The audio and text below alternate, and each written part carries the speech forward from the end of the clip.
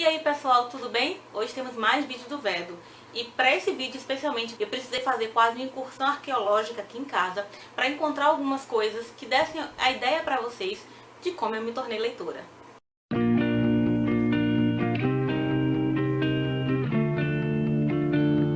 Bom, vamos lá. Eu tenho um roteiro bem pouco estruturado para esse vídeo. Espero que ele fique claro e que vocês entendam como é que foi o meu percurso de constituição de uma pessoa que adora devorar livros. Quando eu tinha 2, 3 anos, obviamente eu não sabia ler, portanto eu não podia devorar livros. Mas a minha família encontrou uma forma de me ajudar a me encantar por histórias. E isso começou ouvindo historinhas. Na minha época era muito comum ter discos de histórias infantis. E aí eu fui cavucar, contei com a ajuda da minha mãe hoje, e ela achou 2 dos meus disquinhos preferidos, que são esses aqui. O da Chapeuzinho Vermelho, que percebam o detalhe, o disco é lilás. Cada disquinho desse tinha uma cor super viva, que acho que era para atrair mesmo a criança. E vocês veem que ele tá bem gasto, não só porque ele tem muitos anos de existência, quanto porque eu pedia repetidamente para minha mãe colocar esse disco, porque eu adorava a história da Chapeuzinho Vermelho. E aí aqui atrás tem uma lista enorme das historinhas dos discos. E aí tinha a Formiguinha Neve, a História da Baratinha, Festa no Céu, Branca de Neve e 7 Anões, O Gato de Botas, A Flautinha Encantada. Eram muitos, acho que eram 64 historinhas em forma de disco. Aí eu encontrei, além desse disquinho, esse outro aqui, que é do João e Maria, com essa capa super fofa, e com uma dedicatória de uma tia, a minha tia Jaia, que hoje é falecida. Ela morreu quando eu tinha 12 para 13 anos. Era uma pessoa muito querida e muito importante nas nossas vidas, não só na minha como da família inteira, uma pessoa que cuidava muito da família. E isso aqui é uma prova do cuidado que ela tinha. Esse disquinho ela me deu no dia da criança, quando eu tinha 3 anos. Então vocês podem ver como ela realmente gostava do cuidado num sentido bastante amplo. Esse disquinho aqui é preto, é comum, né? É da CBS. Não sei nem se não existe, acho que não existe mais. Passamos da fase de só ouvir historinhas e para a fase em que eu podia ler historinhas. Felizmente eu cresci numa casa em que os meus pais me proviam com livros, e livros que despertavam o meu interesse não só pela história quanto pela parte visual, a parte gráfica. E um dos que eu guardo com mais carinho também é de João e Maria, como o disquinho, em que eu adorava aquela história. É esse aqui, que é de capa dura e que tem uma característica muito interessante. Além de ter um cordãozinho aqui para pendurar, ele tem esse cordão que você abre a fitinha, que está bem gasta, como vocês podem ver, e ele se torna uma espécie de cenário. Aí você amarra a fitinha aqui, que eu não vou amarrar agora porque a minha habilidade não é tão grande. E aí você vai lendo a história e vai passeando pelo cenário em que ela acontece. Você guarda seu livrinho e tcharam. Também tinha várias edições. Tem aqui Coleção Panorama. Tinha Chapeuzinho Vermelho, A Bela Adormecida, O Gato de Botas, João e Maria, A Bela e a Fera, Os Três Porquinhos, Joãozinho Pé de Feijão, Aladinha Lâmpada Maravilhosa, Cinderela e Minguinha. Não tem a data, infelizmente, desse livrinho, mas eu lembro que eu era bem pequena e que carregava ele para tudo quanto era canto, lendo e relendo a história, e vendo o cenário, descobrindo coisas novas aqui. Outra coisa também, isso foi por volta de, eu devia ter uns 8 anos, 7, 8 anos com esse livrinho. Mais ou menos nessa mesma época, entre 7 e 8 anos, a Disney começou a publicar uma coleção semanal chamada Tesouro Disney. Então eu tinha um compromisso semanal. Todo domingo eu ia à banca, a mesma banca, comprar o meu fascículo de histórias Disney. Na verdade o fascículo não era uma revistinha, era um livro super bem acabado, da Nova Cultural, de capa dura também. E sim, eu achei minha coleção completa, ela está guardada no meu armário. Esse é um dos exemplares, deixa eu pegar pra vocês. A coleção era assim, né? Tinha séries de 5 cores, então tinha o livro rosa, vermelho, azul, amarelo e verde. Depois recomeçava, né? E foi, acho que 1 ano de coleção, ou sei lá, 6 meses, não foi 1 ano, acho que foi uns 6 meses de coleção. Eu tenho todos, consegui guardar todos, e com cada livro vinha um pedacinho da estante tipo estantezinha para você acomodar os livros. E aí os livros tinham sempre 5 histórias, na verdade 5 temas. Tinha uma historinha, como aqui vocês estão vendo, Bernardo e Bianca. Aí depois tinha alguma coisa sobre o mundo animal, alguma coisa sobre alguma parte do mundo, algo sobre desenho animado, cinema, animação. E alguma história também, começa do Cão Selvagem, que aqui já é Robin Hood, Ataca Novamente, etc. Então os livros eu abri pra vocês. Esse aqui é do O Maior Espetáculo da Terra, que fala da Disney, né, do surgimento da Disney e tal. Tem Alice no País das Maravilhas, Salve-se Quem Puder, O Riso a Cavalo e A Volta dos Aristogatas. Aí tinha essa capinha aqui, essa contracapa contracapa não sei como é o nome disso, folha de guarda, sei lá, da Disney.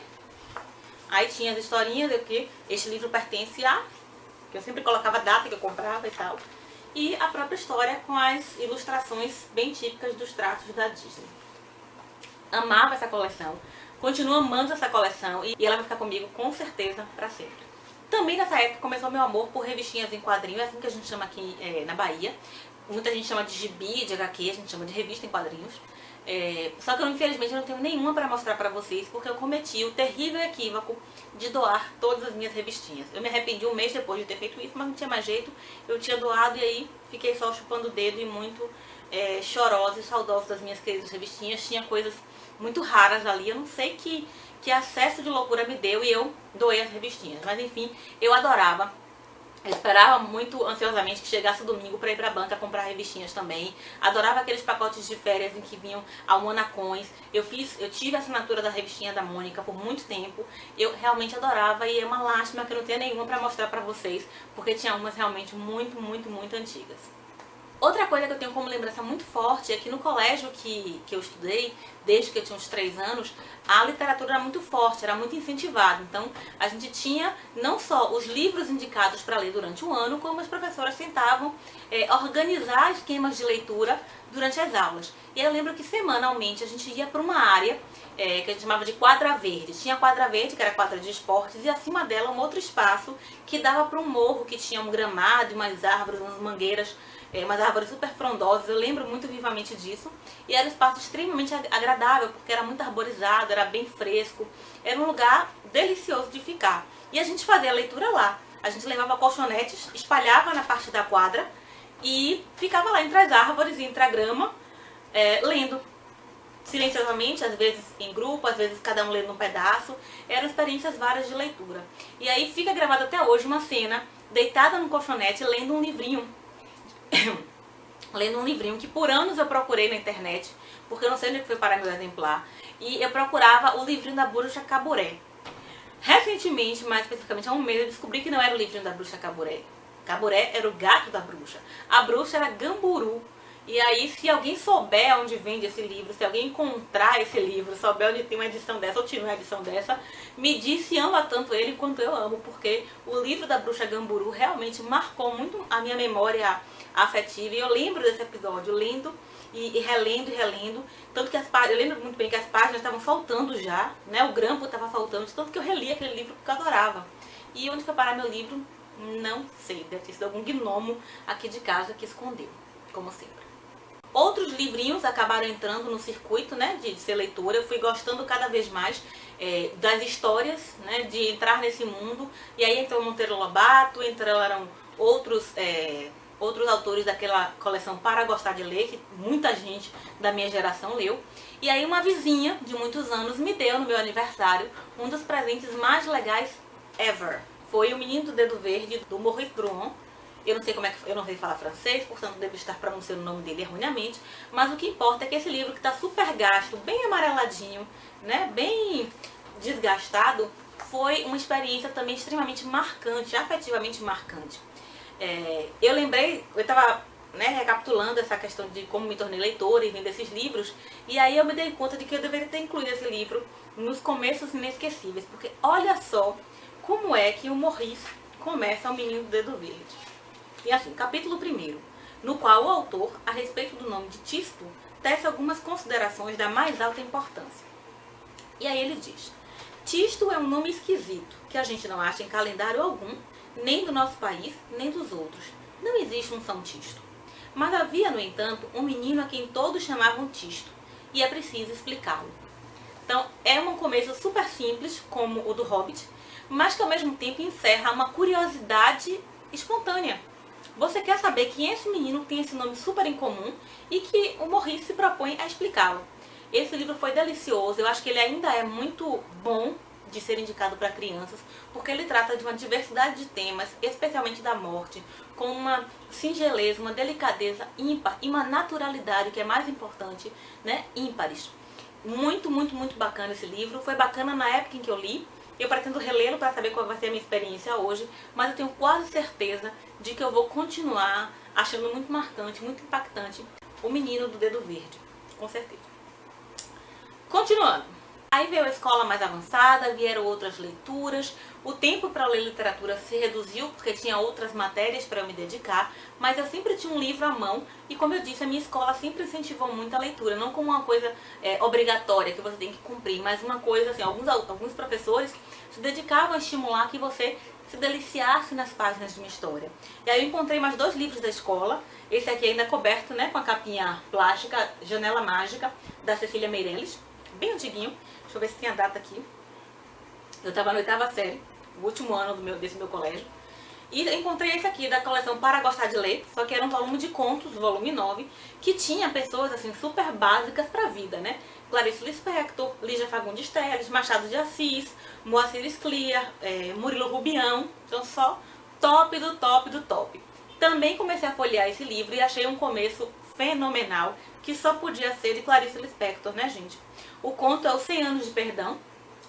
Eu não lembrava que eu tinha lido esse conto. Eu lembro que quando eu li Felicidade Clandestina, eu falei que eu nunca tinha lido nada de Clarice. Esse livro prova que eu estava mentindo, mesmo que inconscientemente, porque eu li 100 Anos de Perdão.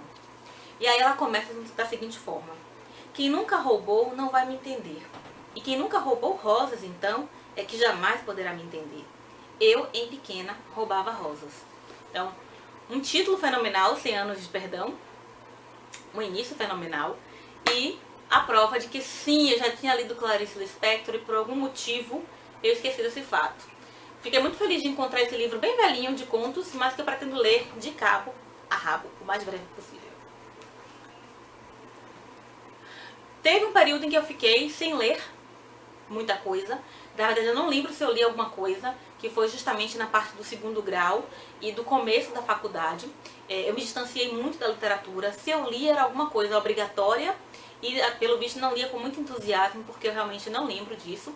E não sei o que foi que aconteceu, né? Se outras coisas me chamavam a atenção, se eu perdi a motivação para ler, não sei. Mas o fato é de que algumas aparições começaram a me resgatar. Como, por exemplo, o fato de uma revista chamada Revista Manchete, que era o ó, não servia pra muita coisa não. Era, digamos, uma revista de fofoca da época, mas que vinha com uma coleção super interessante. Sabe a Caras, que vem com umas coleções de talheres, de CDs, de DVDs, etc? Pois é, a revista Manchete também já fazia isso muito antes. E vinha com uma coleção de literatura, que eu encontrei um livro, gente, esse livro não é velho não, esse livro é relíquia arqueológica realmente, mas que é um Noites Brancas do Fyodor Dostoiévski. Então, olha a cor das páginas, olha a qualidade da edição. Mas mesmo assim, eu lembro que esse livro foi um resgate, foi um retorno para a literatura. Eu li Noites Brancas e eu fiquei muito intrigada com esse cara, esse russo, que eu nunca tinha ouvido falar, que trouxe um texto tão curtinho e tão doce, melancólico, diferente, que me provocou uma curiosidade para saber mais coisas dele. Um cara que descreveu como era o sonhador, deixa eu ver, acho que eu marquei aqui. Marquei sim, porque eu acho que foi uma das definições mais bonitas do sonhador. E diz assim: o sonhador, para o definir pormenorizadamente, não é um homem, é uma espécie de criatura do gênero neutro. Aloja-se na maior parte do tempo num inacessível refúgio, como se pretendesse até ocultar-se da luz do dia. E, uma vez encolhido na sua toca, metido na sua casota como caracol, ou pelo menos parece-se muito neste aspecto com esse curioso bichinho que é simultaneamente um animal e uma casa e que se chama tartaruga. Então, Noites Brancas, nessa edição bizarra e nada atraente, me resgatou para a literatura e foi me trazendo cada vez mais para perto dessas histórias que eu amava tanto e que por algum motivo, desses que atravessam a vida da gente, haviam me levado para longe desses mundos diversos e encantadores. Depois disso eu continuei caminhando a passos lentos, mas não estava estagnada. E aí houve outro marco super importante, que é um livro que eu cito sempre aqui nos vídeos do canal. Eu recomendo sempre e eu falo sempre sobre ele. E que é um dos livros da minha vida, definitivamente. É o livro que eu mais li até hoje. Eu li esse livro 5 vezes. E creio que vou ler mais algumas vezes, porque eu realmente gosto muito. Tanto da importância que ele tem na minha história como leitura, quanto pela história em si. Esse livro é O Hobbit, do Tolkien. A primeira vez que eu li esse livro, eu li no computador, à noite, quando eu chegava da faculdade e do estágio, extremamente cansada, meus olhos ardiam, mas eu queria muito saber. Eu fiquei fascinada por aquele mundo, por aquele autor, do qual eu quase nada sabia, mas eu fiquei tão fascinada pela jornada do Bilbo Bolseiro que eu não conseguia parar de ler. E eu esperava ansiosamente o momento de chegar em casa para ler mais um pouquinho no computador, e foi uma leitura arrastada. Eu levei quase um mês lendo O Hobbit, que é um livro de leitura super simples, não é um livro grande, ele é bastante fluido, a narrativa é bem dinâmica, mas eu levei um mês ou mais lendo aquilo no computador, mas não era um sacrifício, era uma recompensa que eu tinha a cada dia que eu chegava em casa, extremamente cansada, física, mentalmente, espiritualmente, karmicamente, mas aquilo me renovava, é como se eu ficasse pronta para o dia seguinte, depois de ler O Hobbit. Então o Hobbit tem uma carga afetiva muito grande para mim. O que vem depois do Hobbit, que eu li lá no meio da faculdade, é Senhor dos Anéis, que aí eu já li nos livros, mas livros emprestados de uma amiga que soube que eu estava encantada pelo Hobbit. Ela disse, eu tenho o Senhor dos Anéis, que é do mesmo autor, você quer ler? Eu disse, claro que eu quero ler. E a partir daí eu não parei mais. Eu fui retomando meu ritmo de leitura antigo. E eu me lembro muito bem que quando eu estava na Universidade Federal da Bahia, e aí a primeira greve que eu peguei durou 3 meses, tipo essa aqui agora, se encerrou felizmente. E eu lembro da minha alegria, eu lembro de como eu fiquei exultante quando entrei na biblioteca. E a biblioteca naquela época, assim, todo mundo estava com um sistema informatizado, menos a biblioteca do meu campus. A gente pegava livro emprestado com aquele papelzinho, né? Aquele folhetinho que você colocava o nome da pessoa e a data de empréstimo e de devolução. Eu achava aquilo ótimo, super retrô, super vintage, mas era bem trabalhoso, digamos assim. Mas o que eu lembro é que na véspera da greve, a gente soube, né, que ia ter a greve, e aí eu fui na biblioteca para pegar uns livros. Só que tinha um limite de 3 livros. E aí eu lembro da minha extrema alegria quando a moça responsável pela biblioteca disse que, como ia ter greve, era por tempo indeterminado, ela ia liberar para as pessoas que mais frequentavam a biblioteca quantos livros quisessem para levar para casa.